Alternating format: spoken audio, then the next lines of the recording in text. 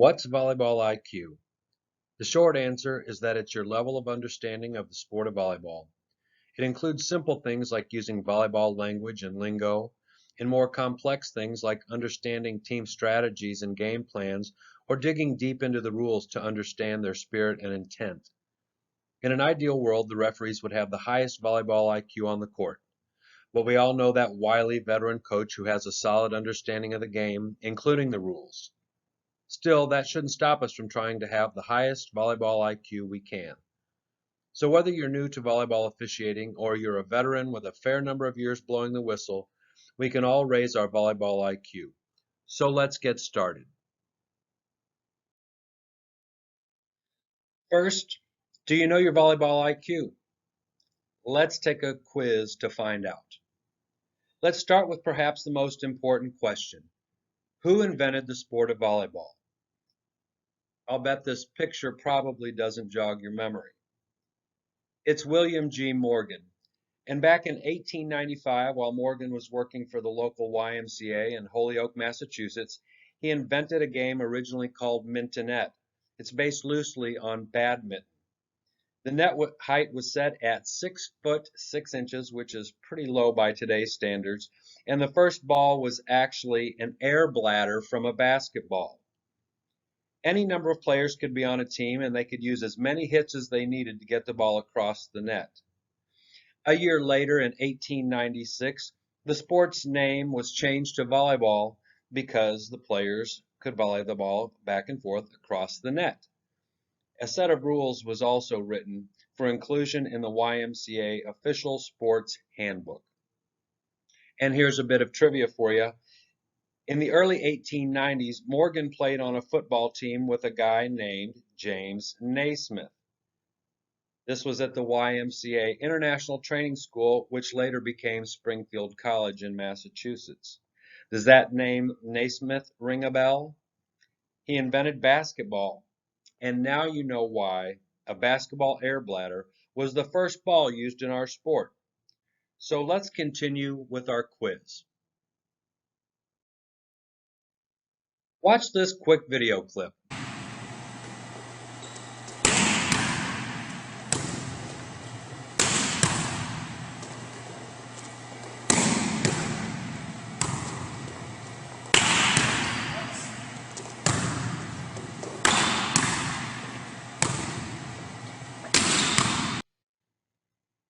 So what's this called when players partner up to do practice with a ball?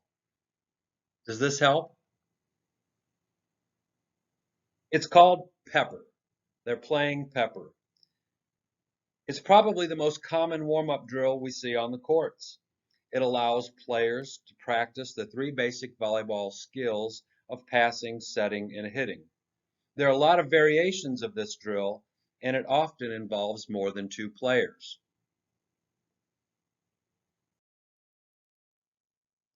What's this play called in volleyball? Does this picture help you? Yep, it's a pancake. But we're not talking about the breakfast food.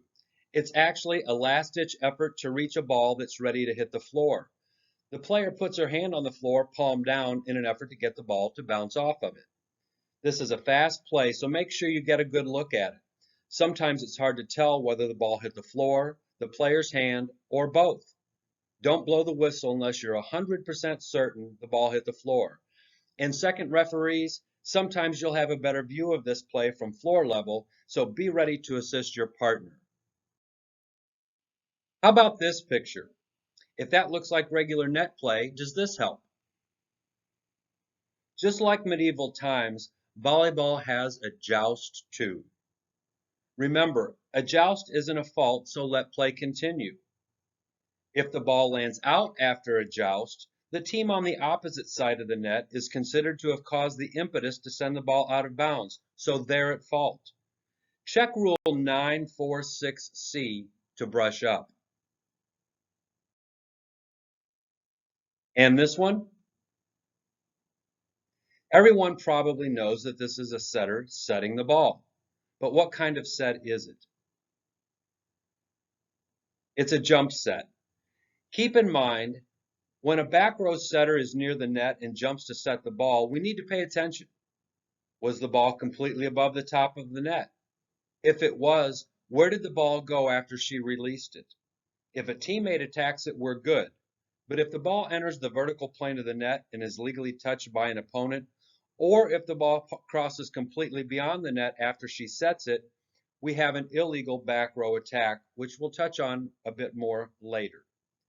Check Rule 951A, numbers 2 and 3, which talk about setting actions. Let's watch this video clip.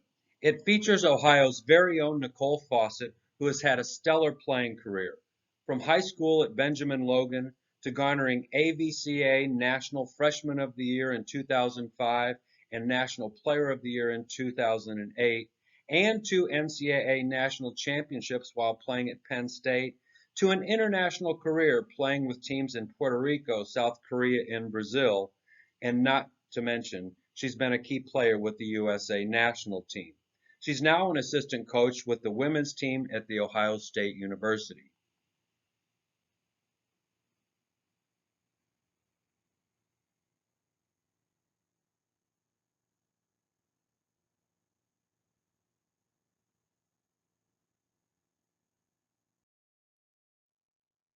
So we just saw Nicole showcasing a skill that she is known for around the world, and it's not just her awesome jump serve.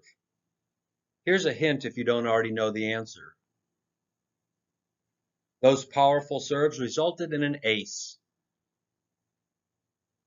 An ace is basically an unreturnable serve. It either hits the floor or gets shanked by a receiver. A shank, by the way, is an unintentional wild pass that's unplayable by the passer's teammates. We have a few more for you. So what do we have here? When a player attempts to deflect a ball coming from the opponent, it's called a block, of course. When multiple players try to block, the rules call this a collective block. But in volleyball lingo, these two shots are a double and triple block. Remember, if a player near the net isn't reaching higher than the top of the net, she isn't considered a blocker. And blocking doesn't count as one of the team's 3 hits. Check out rules 946A and B and 951C. Speaking of blocking, there's another big block that front row players strive to accomplish. What's this one called? I bet this picture will help. Both pictures show a classic roof. A roof block can be accomplished by one or more players. It basically shuts down the attacker by not giving them enough room to do anything with the ball. The blockers penetrate beyond the net to create a wall that the ball probably can't cross. When the hitter tries to power the ball through the block, it often results in the blocker sending the ball straight to the floor. That's when we often hear the team or even the spectators yell "roof." It's important that we watch for taunting through the net at this time. We'll revisit this topic of blocking in a little while.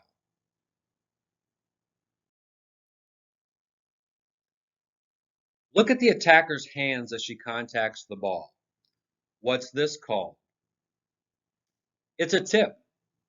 Sometimes when the ball is set too tightly to the net, the attacker has no other option than to tip the ball over.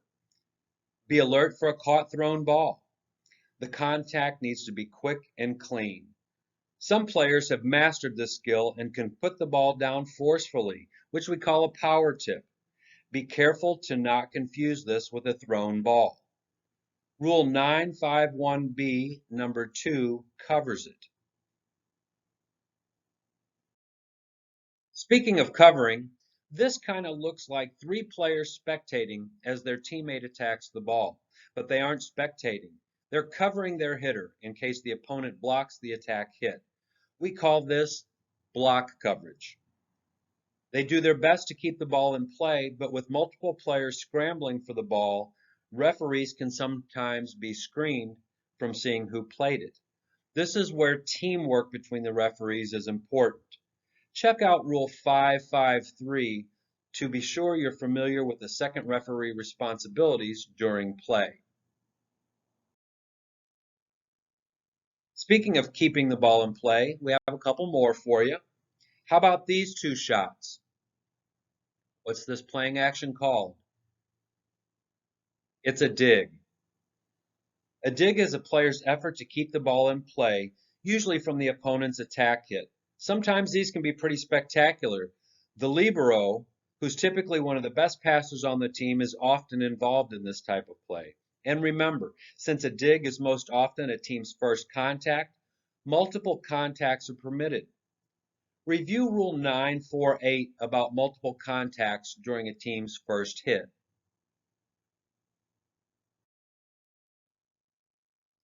Here's our last one.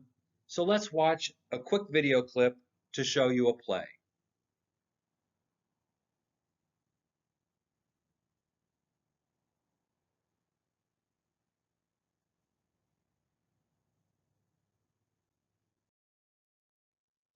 We just saw a player get smashed in the face with a hard attack hit. Do you know what that play was called in volleyball lingo? Here are a couple of still shots to help you out. Need a hint or two more? We all want abs like this, or maybe like this. The video and all these snapshots represent a six-pack. As we saw in the video and in the picture of this beach player, blockers are often the victims of a six-pack when they jump to block.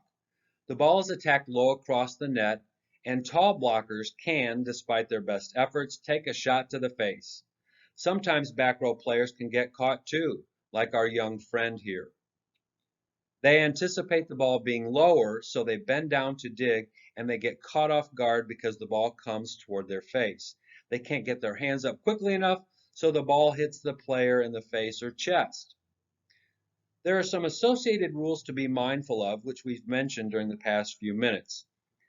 946A and B regarding block contacts is important because even if the ball hits the player in the face or shoulder below the top of the net, if she's still reaching above the net with her hands, it's a block. And 948 addresses multiple contacts on a team's first hit, which may happen to a back row player who gets six-pack. And one more important thing, which will show your volleyball IQ. After a six-pack, be sure to visually or verbally check that the player's okay. Sometimes a bloody nose could result. Check out Rule 1143 so that you're ready to handle these situations if they arise. So, how did you do? Did you get all of them right in our quiz here? If so, you already have an above average volleyball IQ. Knowing volleyball lingo goes hand in hand with having a strong volleyball IQ. We've highlighted some key terms during the past few minutes, but that's just the start. What can you do to raise your volleyball IQ? During the next few minutes, we'll talk about ways to invest in your officiating career, and the result will be that higher volleyball IQ you seek. It starts with being a student of the game. Volleyball has evolved rapidly, turning into a very modern worldwide sport. Look at some of the rule changes during the last 5, 10, or 15 years. We've had quite an evolution. Rally scoring, more liberal judgment on first ball contacts, the addition of the libero player, allowing net serves, the referee signal sequence, revamping individual and administrative sanctions. The list goes on and on. As referees and line judges, we're tasked with keeping up with all these changes so we can apply new rules and interpretations in a split second using the most current techniques. So commit to the rules, study case plays and interpretations, and implement proper mechanics and techniques. Athletes are taught new skills and playing techniques as well, and they're continually practicing to hone these skills. They spend hours on the court before the start of the season and virtually every day during the season so that they get better at the game. If we don't stay up with current trends, we'll end up behind the curve and that could be detrimental to the development of the athletes and the sport in general, not to mention our own development. And what about the physical aspects of the game? Working out isn't just for wrestlers and football players anymore. All high school athletes hit the gym on a regular basis. They're stronger, faster, and more agile than ever. They're putting in the time to make themselves healthy physically, mentally, and emotionally. We need to do the same. Have you ever had a 5 set, 2.5 hour barn burner? It's physically, mentally, and emotionally demanding, and we need to be prepared. Recognize that this sport offers a broad horizon for both players and officials. Junior club ball and travel teams allow players to extend their season beyond November. Many are playing volleyball up to 9 months a year. Did you know officials can be part of that action too? By officiating during the collegiate or USA volleyball season, referees, line judges, and scorers can double or triple their exposure to volleyball.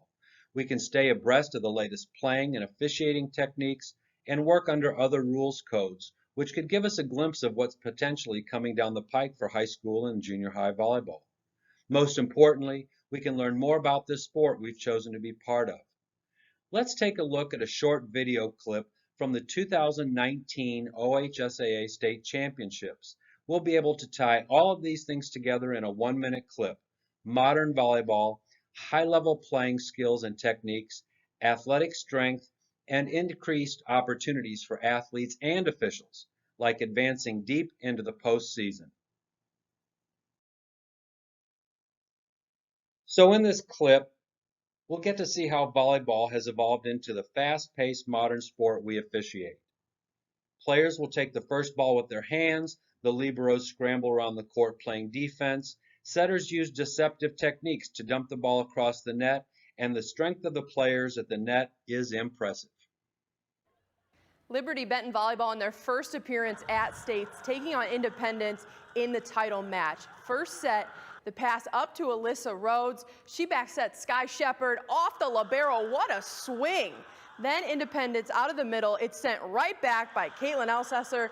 But Liberty Benton dropped the first set. Here in the second set, set point, Karis Willow, a huge block. LB wins the second. So we head to the third. It's set point here. Izzy Granger, tough serve. The pass over, crushed by Karis Willow. They take the third, but drop the fourth, so we head to a fifth and final set. Granger from the back row. She led the team with 20 kills, and then later in the fifth set, it's out to Hannah Warrington. The senior through the block and down, and here it is. Match point, Granger outside to Willow. The ball hits the back line, and Liberty Benton wins the state championship in 5 sets. Let the celebration begin.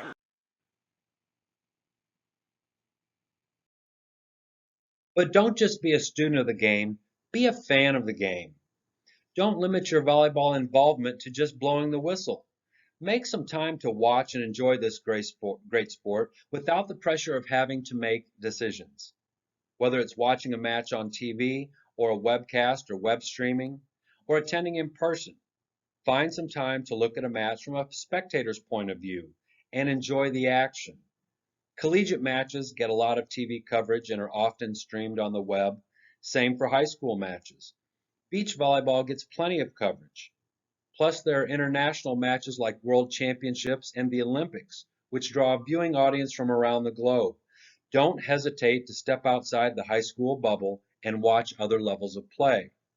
Also, as you spectate, take time to learn from the officials working the game. Watch their techniques and styles. Observe coach and player reactions to calls and no calls. Make your own decisions about what you would or wouldn't call and compare your decisions to the officials assigned to the match. You can discover a lot about your decision-making skills by watching someone else. Aside from the fun of watching a match, it can also be a time to study the game. You can learn a lot about game strategy by watching the teams. Identify serve-receive formations. Which players are primary passers? Is there a go-to player who gets a lot of swings on the ball? And pay attention to the team's substitution patterns, as they often sub the same pair of players throughout the match. See if you can anticipate when a coach might call a timeout. Being able to anticipate game action is a way to show you have some volleyball IQ. We'll come back to that in a minute, but first, let's talk a little more about studying the game.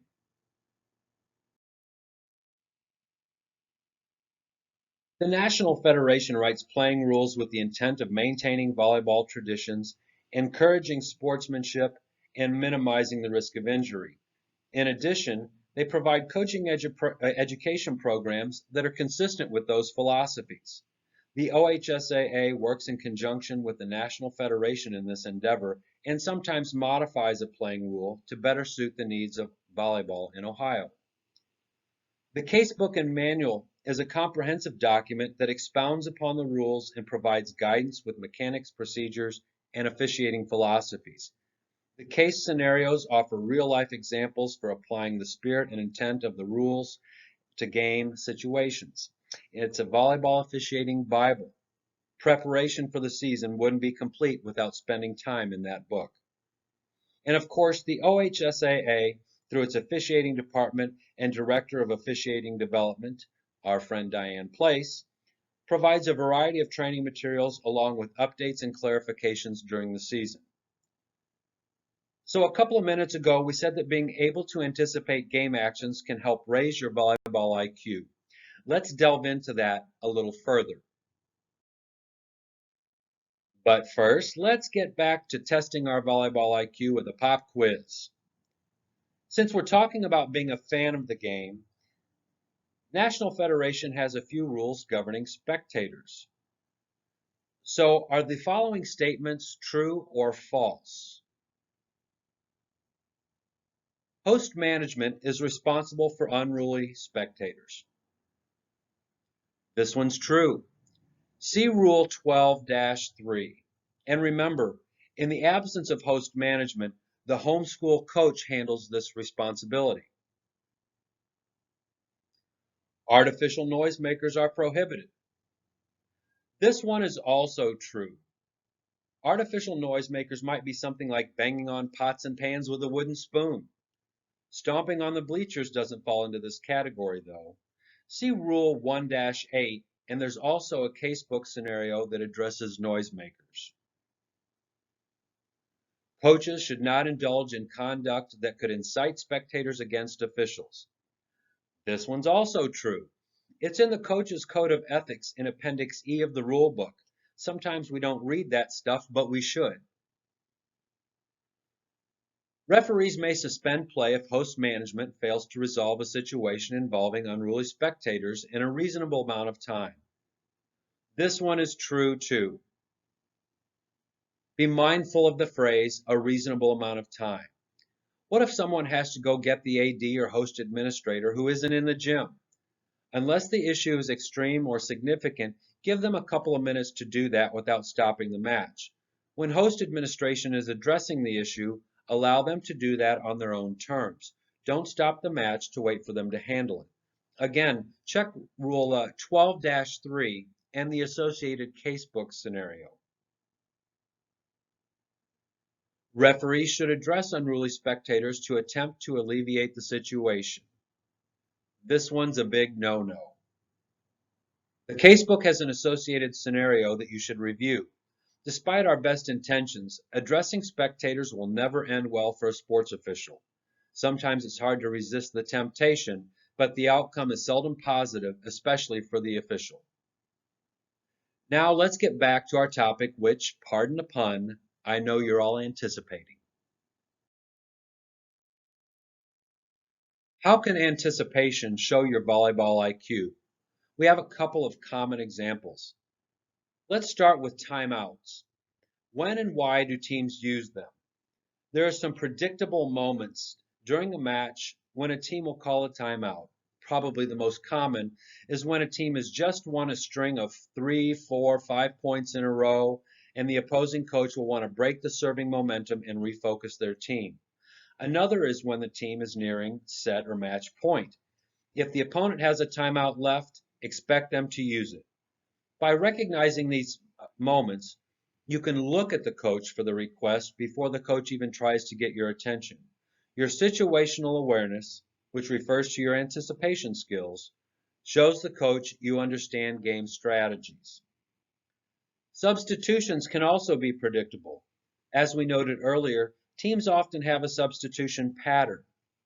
A defensive specialist only plays in the back row, so she's usually replaced by a taller player when that position rotates to the front row. After one or two full rotations, you should be able to identify a team substitution pattern and begin anticipating those subs by watching for them.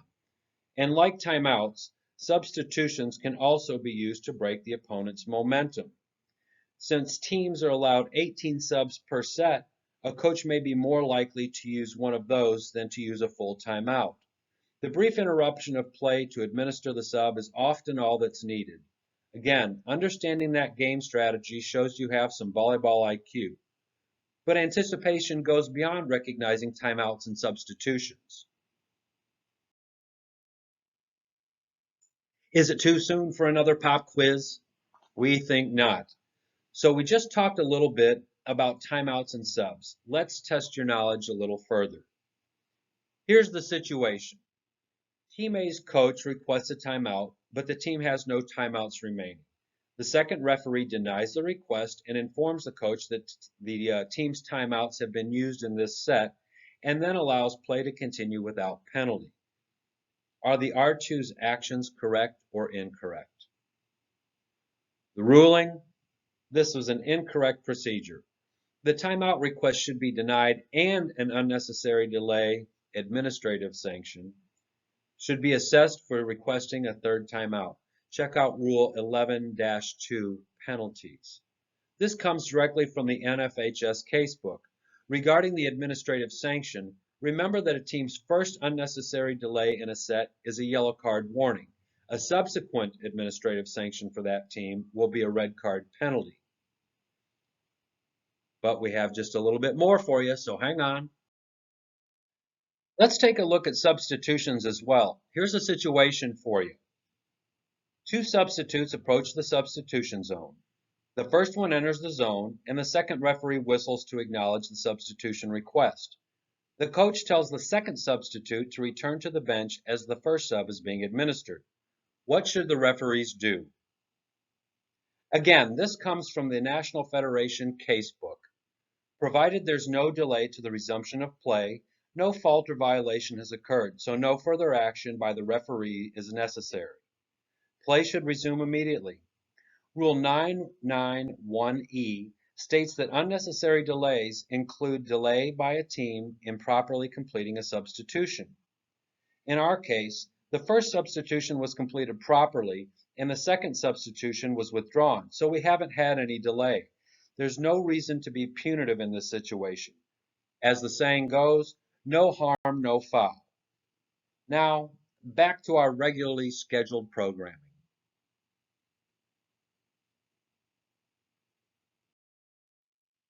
We've been talking about the importance of anticipation, so let's look at one of our more challenging plays and how anticipation offers an opportunity to flex your volleyball IQ muscle.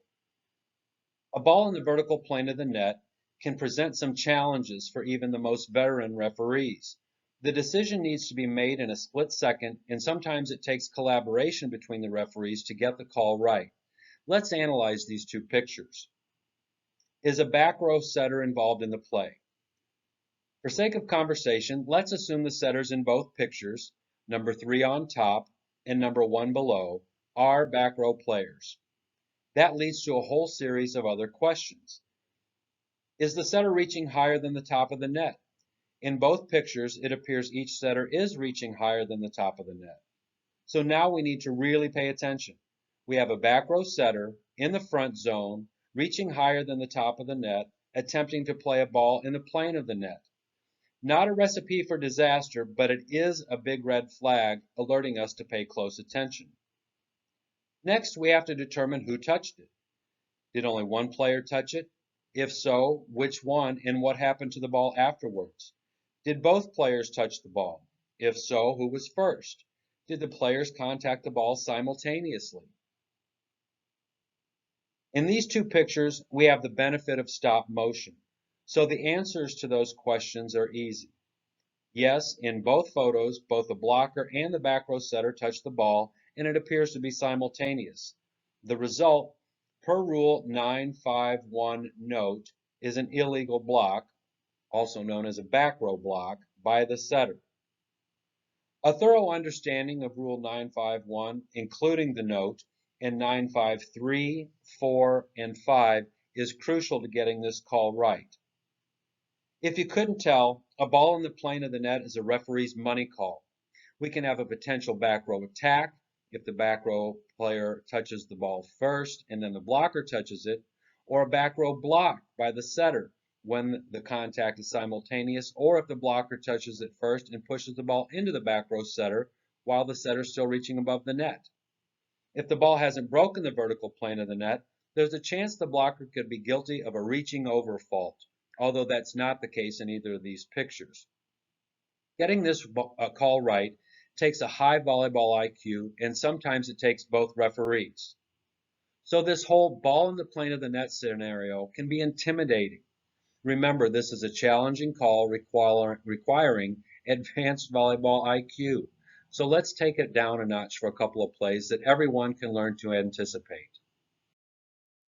The skill required here is called reading the play. Players do this all the time. Listen to them communicate during a rally. They're constantly calling out what the opponent is doing. In our photo, the hitter's off the net. What can she do with the ball from that distance? She's so far off the net, the opposing blockers will have plenty of time to set up a good block. So instead, she wants to use a roll shot to get the ball over the opposing blockers. And roll shot, that's a little more volleyball lingo for you. Her teammates move in to cover the area close to the net in case the ball's blocked. Reading this type of play helps us know where to focus. The blockers playing the ball just above the top of the net is a less likely option, so we don't need to focus as much there. Instead, after the ball is hit, we want to look for the defensive players behind the blockers since they'll likely be making the first contact. This next situation involves the screening that could occur during a serve. Without our volleyball IQ, it's easy to overlook this potential fault and focus only on the server after we beckon for the serve. We need to be aware of the potential for screening during each serve. Take a look at the front row players to see how they line up, and note that sometimes back row players may be in the mix. Gauge where the server is positioned to determine the likelihood that the ball may pass over the group of players in the front row. If you recognize that there could be a screening situation, your first line of defense is prevention. Warn the captain or even the front row players if they're near you that if the ball served at a low trajectory over them, a screen could result. Check Rule 6-5 for screening details, and keep in mind that screening calls aren't that common. We often opt to warn first. Anticipation of this fault enables us to take action, show our volleyball IQ, and avoid making a momentum-changing call at a crucial point in the match. So take a look at this photo. There are a couple of situations. During the serve, the three front row players on the serving team are grouped together. The ball is served A, in a high trajectory, or B, low with a flat trajectory, but the first referee believes the receivers could see the contact of the serve. What would you rule?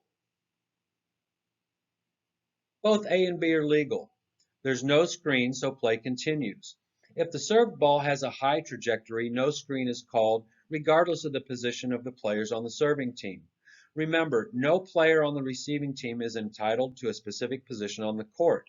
If a player on the receiving team cannot see the server, that player should move. Check the casebook for more rulings on screening. Okay, so here's another play you can read.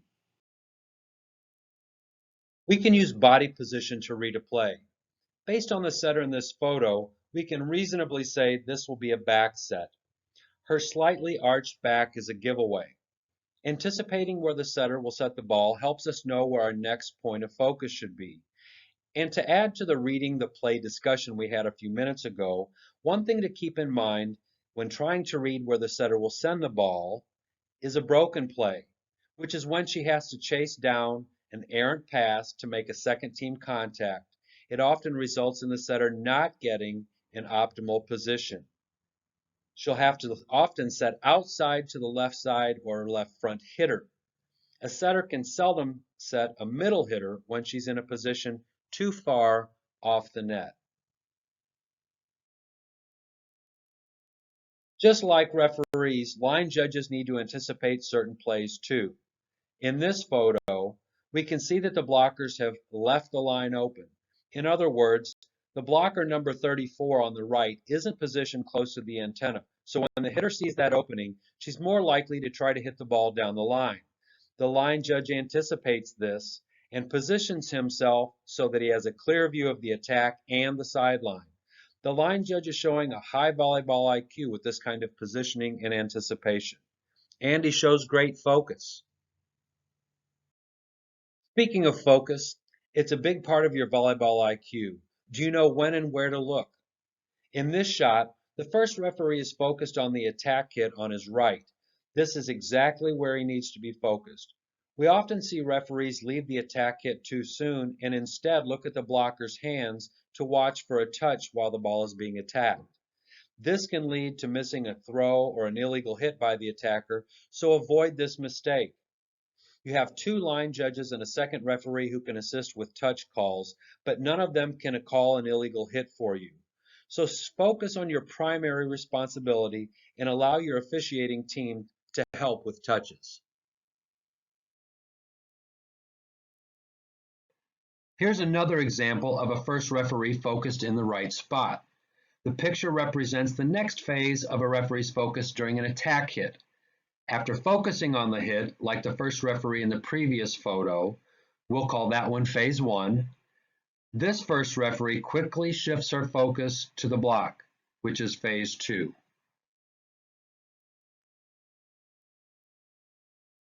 In this photo, we have a textbook example of two referees focusing on their respective responsibilities during an attack hit. The first referee watches the attack, and the second referee is positioned on the blocker side of the net, which enables him to focus on the entire blocking action. They know where to focus. Their volleyball IQ is strong. We've shown examples of referees with good focus and strong volleyball IQ, but sometimes we may need a little more work to keep up with this fast-paced game. This referee is new to the sport. He makes a couple of common mistakes that are easily fixable. His first mistake is his positioning.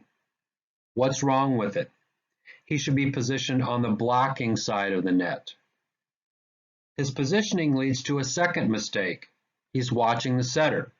If he's watching the setter, who's watching the blockers?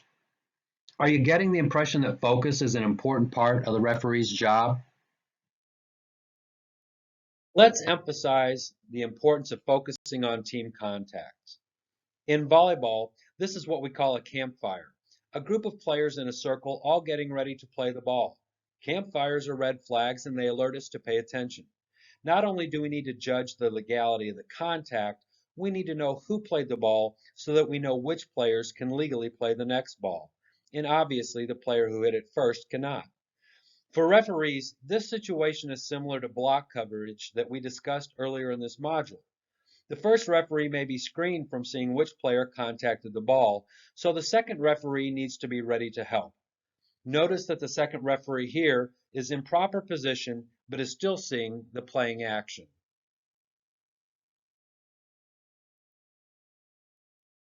This play is probably more common than a campfire, but just like the previous play, if you aren't watching closely, you may not recognize which player has played the ball.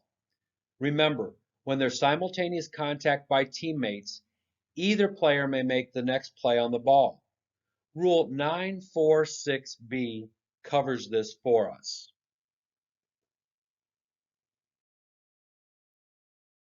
A little while ago, we spent some time talking about the money call for volleyball referees, a ball in or near the vertical plane of the net. For sake of conversation here in this photo, let's assume number 12 is a back row setter. In a split second, we have to process, where's the ball? Is it in the plane of the net? Is it higher than the top of the net? Is the setter reaching higher than the top of the net? Who touched it? Did they touch it simultaneously? If so, that's a back row block fault on the back row setter. Did the setter touch it first and then the blocker? If so, that's a back row attack fault. Did the blocker touch it and then push it back into the setter? If so, that's also a back row block fault. Remember, a ball in the plane of the net is a red flag, so get focused and anticipate the possible outcomes. As they say, this kind of call is why we get paid the big bucks. Although obviously none of us are getting paid big dollars to do this, but you get the idea. And for what it's worth, based on this photo, we really don't have the best angle to say what the right call is in this case. It's not 100% clear that the number 12 player is reaching higher than the top of the net. So first referees on the stand are the ones who have the best view of this play. So let's cover a few other things that you can do to raise your volleyball IQ. You've probably noticed that the message here is that focus is a key to success on the court. We all have good days and bad days, things in our lives that can distract us from focusing on the job in front of us. So our challenge is to leave the day's baggage at the gym door when we walk in. The teams deserve our effort, our focus. We'll surely have some days where we're off just a little bit, maybe off a lot, but we need to minimize those days as best we can. Let's cover a few other things that raise your volleyball IQ. And we're going to start with a couple more pop quizzes. Which of the following is not a criteria to be considered for an illegal back row attack? Whether a player jumps when she contacts the ball is higher than the top of the net, the ball completely crosses the vertical plane of the net or an opponent legally touches it, or the back row player is on or in front of the attack line at the moment of contact. We've discussed a number of these throughout this module. Hopefully your volleyball IQ is at a high level right now, so this question should be easy for you. And the answer is whether a player jumps when she contacts the ball. Jumping isn't in the rules, and it's not part of the criteria for determining an illegal back row attack. Referees often misunderstand this, and so do coaches. After calling a back row attack, we'll often hear a coach say, "But she didn't jump." Well, that's not part of the requirement, coach. The issue is whether the ball was higher than the top of the net when she contacted it. Everyone needs to spend some time studying rules 953, 954, and 955, and it goes without saying that getting practice on the court is going to help you consistently get this call right. Let's use this photo for our next quiz.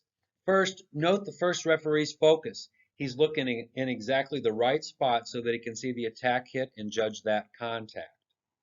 We discussed blocking at the beginning of this module. Remember double and triple block and the roof, and we discussed collective block.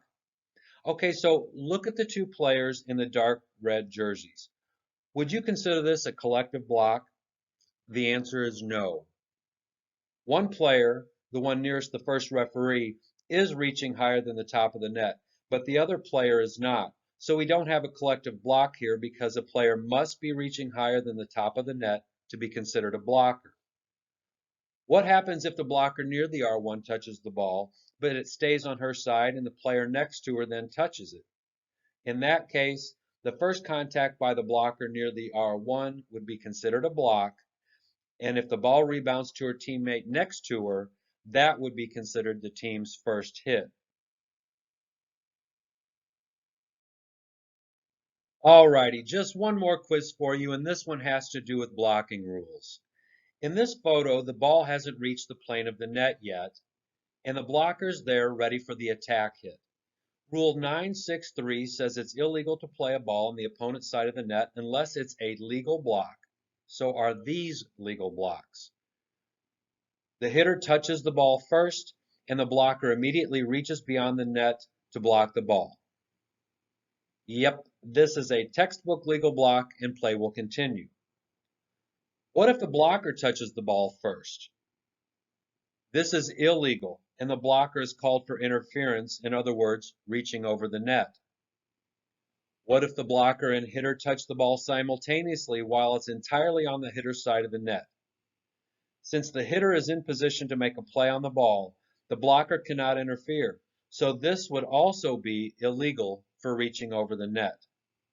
Check Rule 9-6 regarding play at the net in general, and specifically 964 about blocking.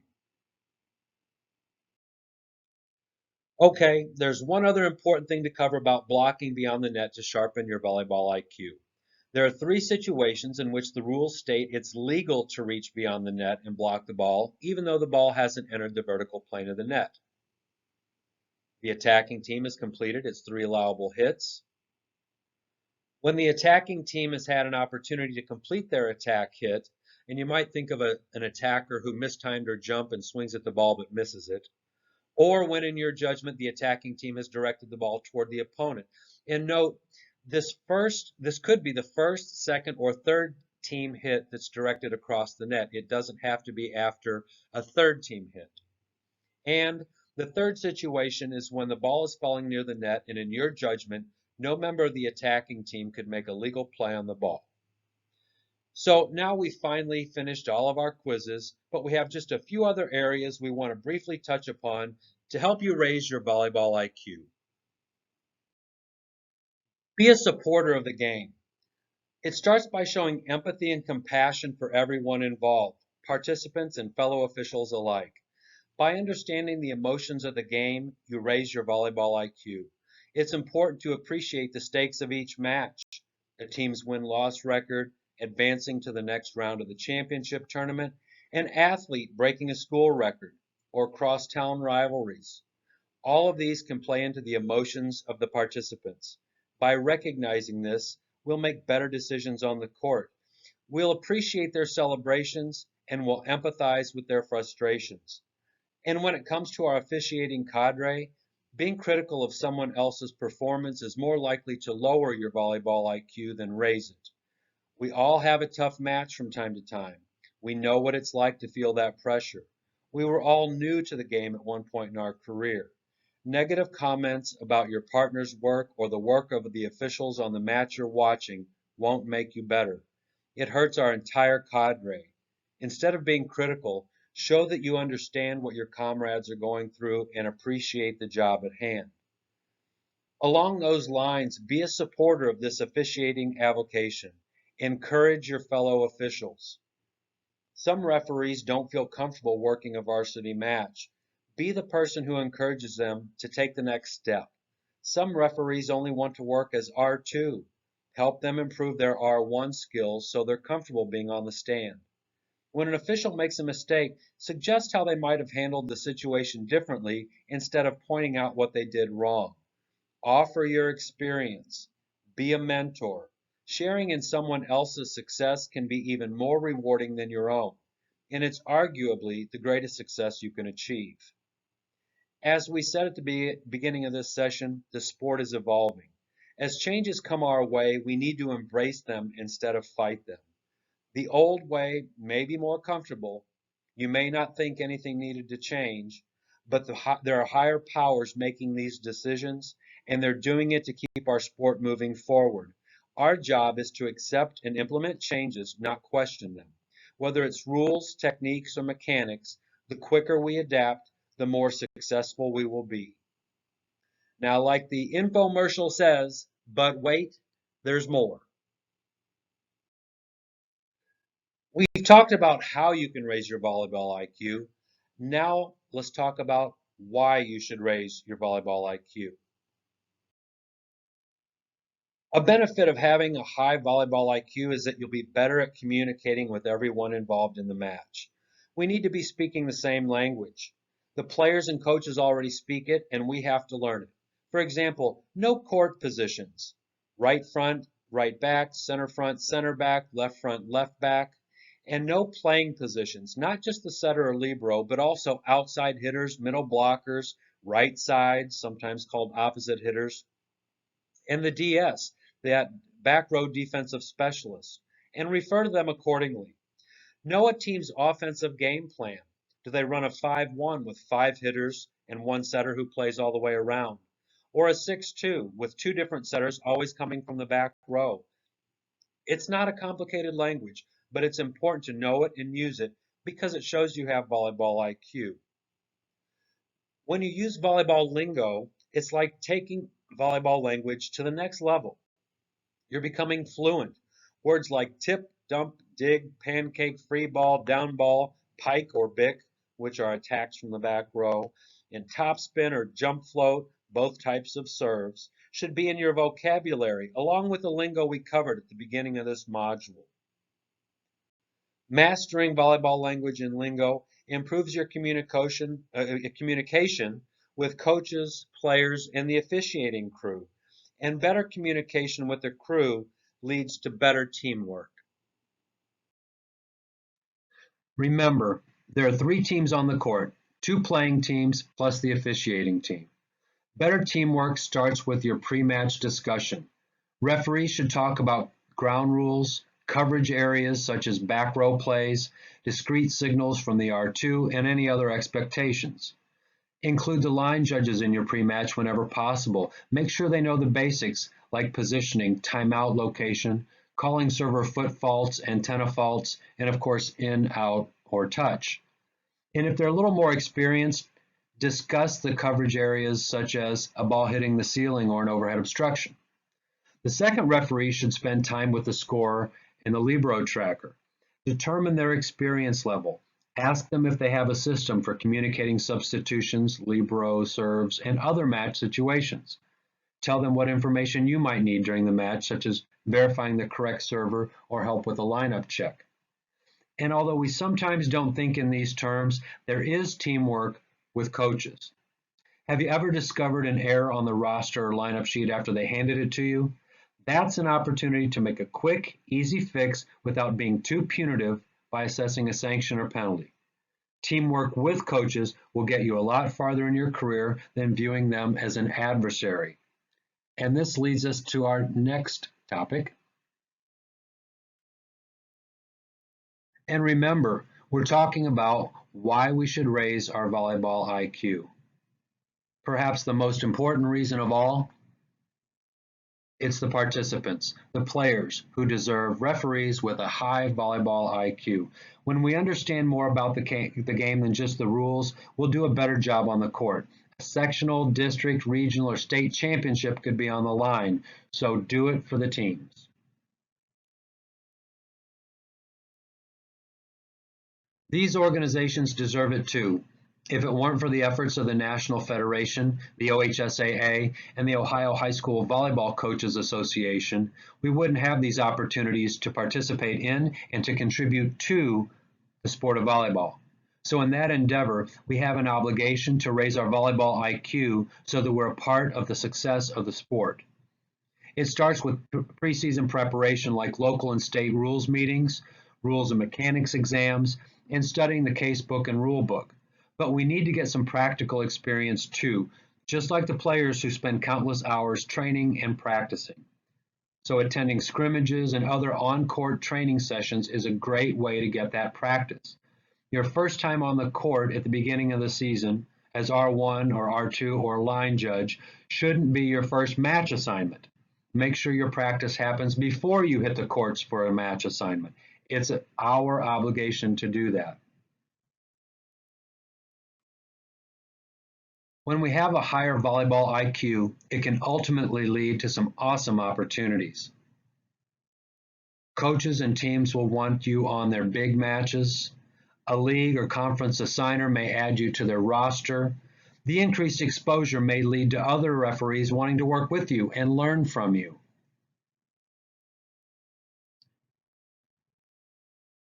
Postseason assignments may start coming your way, and if you already work postseason, you may begin advancing further into the tournament. And as your volleyball IQ goes up, you'll gain more confidence. And confidence could lead you to venturing into collegiate officiating or extending your season by working during the USA Volleyball Club season in the winter and spring.